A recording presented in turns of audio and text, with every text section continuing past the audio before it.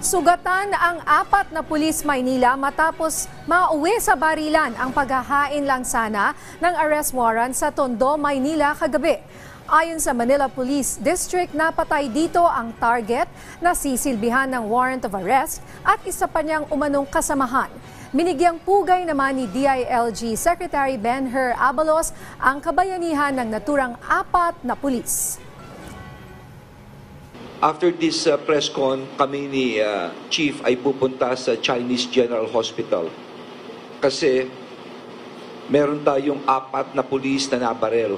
No? Just to show you kung kano kasinsero ang ating kapulisyan. They are members of the Manila Police Force and they are serving a warrant.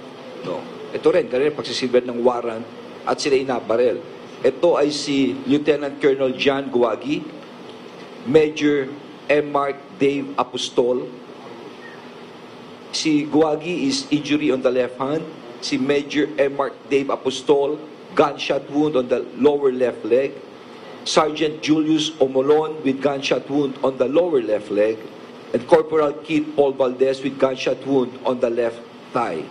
So, yun po, ito'y part ng trabahong pulis na talagang delikado po ang buhay nila habang ginagawa nito.